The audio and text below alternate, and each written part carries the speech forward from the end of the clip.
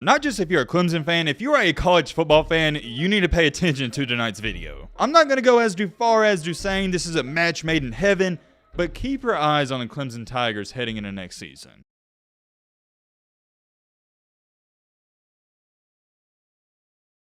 I'm not gonna lie, I'm not just kind of upset about this, I'm really upset about this. I am, because it sort of feels like Dabo Swinney beat Nick Saban to this, and I cannot believe Nick Saban didn't make a move first. I can't believe it, and I'm sick to my stomach as an Alabama fan because I wanted Nick Saban in Alabama to make this change. However, I still trust Nick Saban completely, and I'm never gonna question what he does because, I mean, why would you question what he does? He's the greatest of all time. Although I'm not too big of a fan of how Nick Saban is handling this situation, I'm still going to trust him. In tonight's video, we're not just going to talk about some regular or ordinary change. I think this is the biggest change in all college football throughout the offseason. Whoa.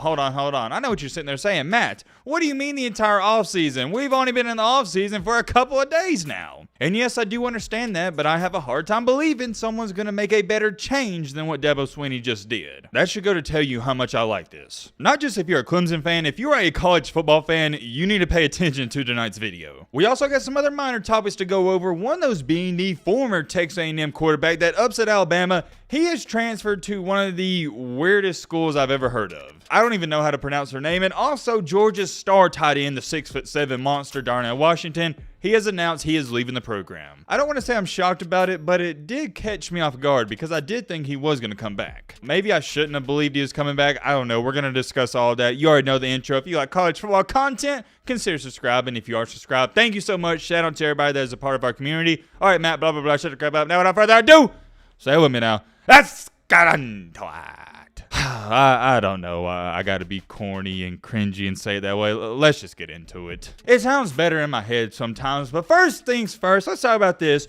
Breaking news.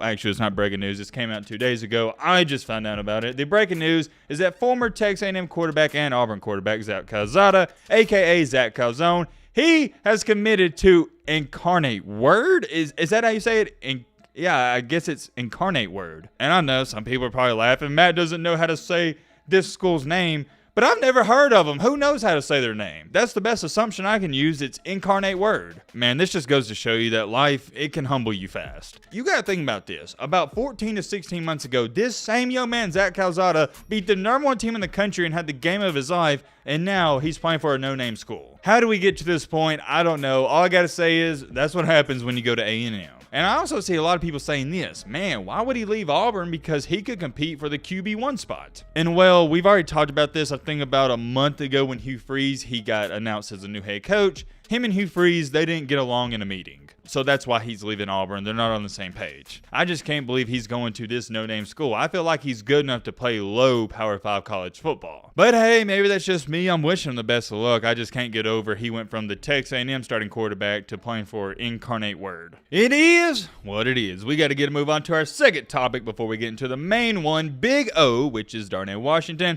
He's announced he's going to the NFL draft. Darnell Washington is what I would like to label as a inhuman athlete. They don't make too many guys that are 6'7", about, 250, 260 pounds that can run, jump, and just do the things that he does on a football field. He just looks like an NFL tight end, but here is the intriguing part about this. I'm not too sure how high he's going to go in the draft. A lot of people are going to say, well, dang, this dude, he wasn't even the starting tight end for Georgia, and that's because they got a future top 10 draft pick next year in Brock Bowers. He's starting. And when you take a look at Darnell Washington's numbers, in 3 years at Georgia, he didn't even pass 750 receiving yards. That's why it's intriguing, though, because if you're one of those box score gurus, he's not going to stand down. You just had to watch this guy play on the field. He's a monster. This is one of those scenarios, and it's why I preach to you guys, you can't get caught up in the box score because it can lie to you sometimes. The box score doesn't paint the entire picture. If Washington's playing for any other school, number one, he's starting, and number two, he probably has 1,000 receiving yards just this season alone. You got to take into account he had to share playing time with Brock Bowers. I can't speak for you, but at least for me, when I think of Darnell Washington, I think of a run blocking and a pass blocking tight end first. When I think of Brock Bowers, I think of, okay, making big time plays, catching the ball, but Darnell, he's the blocking tight end. And in the NFL, he would fit in perfectly with a bunch of different systems. He's an unselfish guy, and whoever lands him in the draft, I think you're getting a great player. I'm just not too sure where exactly he would go. I think you could see him go as high as the late first round and as low as late third round. That's going to be something to keep your eyes on. But finally, moving on to the main topic, the main encore, the main reason you clicked onto the video. We got to talk about Mr. Dabo Swinney and Clemson. We haven't talked about these guys ever since they got embarrassed by Tennessee with their backup quarterback and without their star wide receiver, Jalen Hyatt. Everybody's trying to say, oh, Alabama, they're falling off. They're losing their edge. No. That's Clemson. Clemson is actually starting to fall off, and nobody's scared of them anymore. I brought this up a couple of weeks ago. People are still scared of Alabama. They do not want to play them. Clemson, nobody's scared of them. I'm going to ask my Michigan, Ohio State fans a question. I know we got a bunch of y'all watching. Who would you rather play, Alabama or Clemson? Let me know. I'm going to assume, I could be wrong on this, but I'm just going to assume 98.4% of you say Clemson. Why is that? Because nobody's scared of Clemson anymore. It's simple. I remember 4, 5, 6 years ago, as an Alabama fan, I didn't want to play Clemson. They were that good. But now, I'll play them in a heartbeat. I don't care. They're just not the same. Dabo Swinney is still coaching like it's 2017. He hasn't adapted, and as a head coach, when you don't adapt, your entire program doesn't adapt, and you fall behind. That's what's happened at Clemson, and there's not another way to say it. I could sit up here for the next 5, 10, 15, 20 minutes and tell you why Clemson is falling off. I'm not going to do that. You get the point. The point is, not just the past year, but the past 2 years, I've told you guys, until Dabo Swinney grows some balls and makes some changes, Clemson will never compete for a national championship. I'll give you a great example, and this is the perfect one.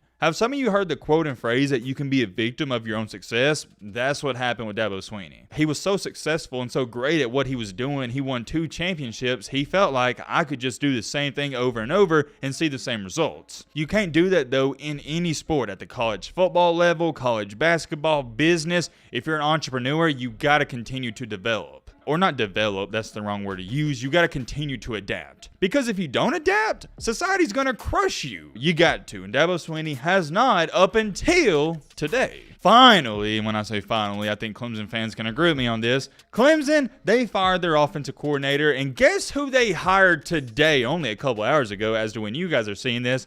Lincoln Riley's brother, Garrett Riley. I don't care what happens in the next 6 months. This is the best offseason hire for any school. I'm talking about defensive coordinator, offensive coordinator, head coach. Don't care. This is the best hire, hands down. You can't do better than Garrett Riley. You just simply can't. And I was hoping, praying, and wishing that Nick Saban would fire Bill O'Brien, a.k.a. Bob, and hire Garrett Riley. I thought Garrett Riley would go great with Alabama's system. They're scheming Nick Saban. Unfortunately, Dabo Swinney beat him to it. Now, whether Dabo Swinney actually beat him to it, I'm just kind of saying that. I don't know, but I feel like if Saban wanted him, he would have pursued him. But I never heard anything about Saban actually going after Garrett Riley, and that does disappoint me. And it doesn't disappoint me as in I'm disappointed in Nick Saban, but as a Bama fan, I really wanted him. It is what it is. We didn't get him. I'm not going to complain about it too much. Alabama's going to be fine. If you're a Clemson fan, though, I'd be thrilled about this. It goes without being said. This guy, Garrett Riley, he did one of the most amazing jobs any offensive coordinator did this year. TCU had one of the best offenses in the country. They were averaging around 45 points per game, 500 total yards of offense, and oh yeah, by the way, they made it to the championship. I'm not going to sit around here and try to hype up Garrett Riley and give you his complete resume because we saw it firsthand. Here's the thing about this. We saw what Garrett Riley could do with one great wide receiver and a pretty good quarterback.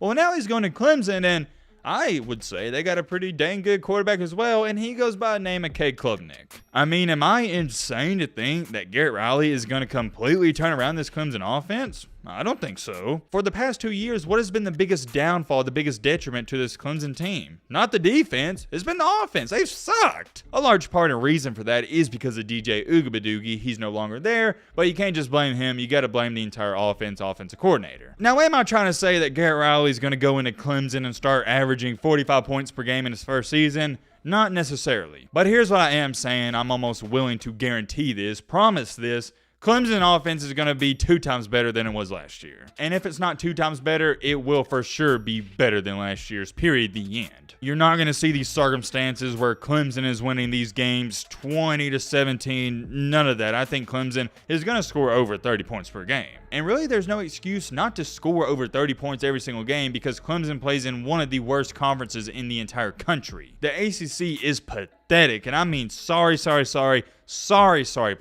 You got to think about this. They're so bad that Clemson in down years, they're going 10-2, 11-1. The ACC is just awful. For example, if Clemson in this current season was in the SEC, they would have went 7-5, maybe 8-4. Getting back on track here with Garrett Riley, huge pickup to say the least, and I can't emphasize that enough. He's the man of the hour. He's the new young guy on the block that just knows how to score points, and that's his job. He knows a lot about scheming for offense, and I think it's going to be a big help with Klubnik coming back. I'm not going to go as far as to saying this is a match made in heaven, but keep your eyes on the Clemson Tigers heading into next season. I'll leave you with this. I have a hard time seeing this Clemson offense struggle next season or flopping. That's how much I believe in Garrett Riley. I am curious. Let me know your thoughts down below. But